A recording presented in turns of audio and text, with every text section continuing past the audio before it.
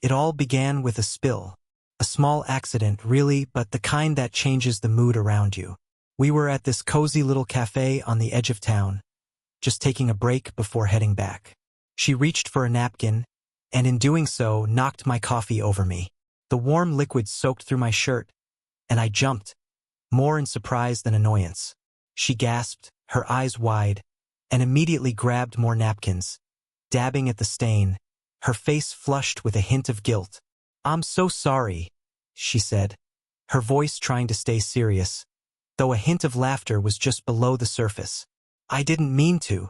For a second, I almost wanted to brush it off, but there was something in the way she looked at me that made me hesitate. Her gaze lingered a bit longer than necessary, as if she was seeing me for the first time, noticing something new. Her hand, still holding the napkin, hovered in midair and trembled just slightly. Maybe it was the coffee or the silence or that brief pause, but I felt it. A tiny, unexpected spark that caught me off guard. "It's fine," I muttered, trying to laugh it off. "Guess this is just another excuse to buy a new shirt." "Good idea," she said, the familiar ease creeping back into her voice. But I could see something more in her smile, something thoughtful that wasn't usually there. "Come on, there's a store nearby. Let's get you something so you're not soaked." As we stepped outside, the sun was beginning to dip, stretching long shadows across the sidewalk. The air had a cooler edge to it now, with a breeze carrying a touch of chill. We walked close, laughing and chatting, each step slowly dissolving the awkwardness of the moment we just shared. I was honestly glad for it, glad that the tension had eased. But then, as if it had never left, that same tension came back when she reached out to straighten the collar of my shirt, her fingers brushing lightly against my neck. "There," she said with a satisfied smile, her eyes meeting mine just a beat too long. Her voice was soft, almost tender. "Perfect." I swallowed, suddenly hyper-aware of everything. The sound of my breath, the distance between us, the world around us fading away. It felt like just the two of us standing there, separated only by that thin line between familiarity and something more, something that felt a little forbidden. Trying to break the spell, I turned my head and nodded toward the store. "Let's go in." The shop was small, smelling of fresh fabric, with dim lighting that gave it a strangely cozy atmosphere. She picked out a simple shirt for me, held it up to my chest, and gave a nod of approval. I ducked into the changing room, feeling oddly self-conscious under her watchful gaze. I could hear her shuffling around outside, almost pacing, as though she, too, felt the weight of the moment hanging in the air. When I stepped out, she glanced up, catching her breath just a little. "Not bad," she said, her tone playful but laced with something deeper. "Looks like you clean up well," she teased. I chuckled, trying to lighten the mood. "Well, not every day I get styled by you." As we walked to the register, her phone buzzed, pulling her out of whatever thought she had been lost in. She checked it quickly. "We should probably head out. The buses will be crowded soon," she said, almost with a hint of disappointment that our little bubble was being pierced by reality. We paid and stepped out onto the now dim street. She suggested we wait a few minutes for the rush hour crowd to pass. We ended up back at the cafe entrance, standing close while people streamed past, lost in their own worlds, caught up in the evening's quiet bustle. The silence between us grew, thick with unspoken questions, things left unsaid. The warmth from the coffee spill had long since faded, but something else lingered, something that made my heart beat faster, even though I tried to ignore it. She caught my eye, and for a moment, neither of us spoke. Just a shared glance, as if we were both thinking the same thing, trying to understand what it all meant. Then, she broke the silence with a half-laugh. "Funny how these things happen, huh?" she said softly, her gaze drifting out toward the street as though the answer might be out there somewhere. I nodded, not trusting myself to say anything. I could feel the edges of something unexplainable creeping in around us, something I wasn't sure I was ready to face, even though I couldn't escape it. As we waited for the bus, the same strange electricity buzzed between us. Undeniable, unsettling. The city was cloaked in evening, and once again we found ourselves in a cafe, taking refuge from the rain. Now we sat in the quiet of an empty hall, the staff's voices muffled in the background, and the steady sound of raindrops tapping against the windows. She settled across from me, her fingers wrapped gently around a cup of tea, watching me as if she were about to say something important. But then, she changed her mind. After ordering another tea, we fell into silence, as if words weren't necessary.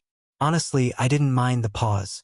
It's rare to be with someone and not feel the need to fill the space with conversation or distractions. Yet, there was still that odd tension between us, like a string pulled tight. We started chatting about something trivial, but each new question and answer seemed to uncover unfamiliar, vulnerable sides of ourselves. "Did you ever think we'd be sitting here like this?" I finally asked, trying to ease the mood. She smirked, shaking her head, her expression softening. "Honestly, I don't even know. It feels so unexpected," she said, smiling. But there was a hint of sadness in her voice that threw me off. "And you?" she asked suddenly, locking her eyes on me. For a moment, I felt uneasy, but I smirked, hoping to turn it into a joke. "I never thought we had so much in common. It's like you're a different person. Not at all who I used to think you were." Her smile faded as she nodded seriously, like she understood that this conversation was going deeper than just another evening in a cafe. We talked for a while, and then she suggested we play an old childhood game, guessing facts about each other. At first, it felt like an innocent diversion, and I was surprised at how much she seemed to know about me. The conversation started light, but then the game took a more serious turn. We began guessing dreams, regrets, and fears. Each answer seemed to chip away at invisible walls. I noticed she would look away, almost as if she was avoiding revealing something significant. For a brief moment, we both fell silent, and in that stillness, everything shifted. It was like the space around us became more than just a quiet evening in a cafe. Her gaze slowly returned to mine, and a strange feeling stirred within me, a mix of fear and something inevitable. As if responding to that tension, she made a move that surprised both of us. A barely noticeable, almost unconscious kiss, fleeting like a gust of wind passing between us. We both realized what had just happened, but neither of us made a move. She pulled back, looking out the window, not wanting to meet my eyes. I felt a tightness in my chest, but the right words to say didn't come. In that silence, time seemed to slow, and we both stayed lost in our own thoughts, neither daring to break the moment. But a sense of discomfort settled over me, like I had crossed a line that shouldn't have been crossed. Holding my breath, I stood up, trying to collect my thoughts. "I guess I'll go," I murmured, not even sure where I was headed. She looked at me with a hint of confusion, nodding, leaning forward as if to stop me, but then pulled back. I stepped out into the rain, hoping the coolness would wash away the strange feeling. When I glanced back, I saw her still watching me, her lips slightly pursed. I could feel the weight of her gaze, heavy with unspoken words, but I didn't have the courage to return and ask what came next. The following morning felt strange, as if the events of the previous night were nothing more than a shadow. I tried to forget. By midday, a friend asked me to help him move into a new apartment. I didn't have any other plans, so I agreed, hoping it might take my mind off everything. When I arrived at his place, I saw a familiar figure. She was talking on the phone, and our eyes met. She clearly wasn't expecting me there, trying to act casual. I just nodded, hoping this was a coincidence and that she would leave soon. But as it turned out, she was there to help too. It was an awkward coincidence. The three of us carried a few boxes, discussing the apartment layout, then decided to take the freight elevator. Inside, the smell of fresh construction was strong. My friend pressed the button for the first floor, but as soon as the elevator began to move, it stalled. The light flickered, and I heard a click, as if the elevator had cut itself off from the outside world, leaving us in complete stillness, surrounded by steel walls. "Unbelievable," my friend laughed, tapping at the buttons to get the elevator working again. But it stayed immobile, as if it had purposely trapped us in this narrow space. I glanced at her. She was leaning against the wall, trying to stay calm, though her hand moved slightly, betraying her unease. My friend sighed, stretching his neck and looking between her and me. "Well, since we're stuck here," he said, "any ideas for passing the time? Anyone know how to entertain themselves while stuck in an elevator?" She looked at both of us, a mischievous spark in her eyes. "How about a game? Truth or dare?" she suggested with a playful smile. I almost declined, but curiosity got the better of me. Maybe this would help distract us from our own thoughts. My friend smirked, clearly the most relaxed of us all. He went first, choosing dare, and was tasked with improvising a dance to non-existent music, amid her laughter and my attempts to hold back a grin. He spun around, flailing his arms, which only made us laugh harder. Then, she turned to me. "Truth or dare?" she asked, her eyes challenging. I hesitated, feeling the tension in the elevator rise. But I chose truth. She paused, as if carefully choosing her words. "Have you ever wanted to run away from something important, even though you knew it wouldn't make things easier?" Her question took me by surprise. It hit too close to home, and I cleared my throat, trying to make light of it. "Every time I see a list of chores," I said, smiling, but I knew her question carried a deeper meaning, something neither of us wanted to acknowledge. She chose dare, and my friend immediately assigned her the task of imitating someone present. With a smirk, she turned to me, mimicking my thoughtful gaze and letting out a deep sigh as though weighing something important. We both laughed. In that laughter, there was a sense of release, as if, despite the tension and the closeness between us, we managed to momentarily forget the complicated feelings. After a few more rounds, as the jokes started to run dry, it was her turn to choose for me again. Her voice was calm, but her gaze was intense. "So, truth or dare?" The temptation to choose truth was strong, but something urged me to take a risk and pick dare. She hesitated, then looked me straight in the eye and said, "Kiss the person you consider the most important here." My heart raced, and her words felt like an opening to everything that had happened the night before. I turned to my friend, and we exchanged playful glances, easing the tension. But inside, I was a whirl of emotions. At that moment, I realized that what had happened between us the previous night wasn't a random occurrence. The next few days passed in a blur, like a half-forgotten dream. I tried to focus on my studies, keeping busy with tasks and meeting friends, but my mind kept returning to those moments with her. That instant in the elevator had lodged itself in my mind, and every time I remembered her words, they seemed to hint at something deeper than just a simple game. My friends didn't seem to notice anything out of the ordinary, and I was actually relieved by that. My friend kept me grounded, making weekend plans. One evening, we decided to have a board game night at my place, grabbing pizza on the way. It was already late by the time we arrived, and the lively mood of the evening quickly shifted to something more relaxed. We settled in the living room, laughing, joking, talking about anything and everything, as though our conversations could mask the underlying tension I was feeling. During one of our discussions, my friend stood up and said he was going to the bathroom. I pointed him in the direction, trying not to overthink it. A few minutes later, he returned, his hands clenched into fists and his brow furrowed.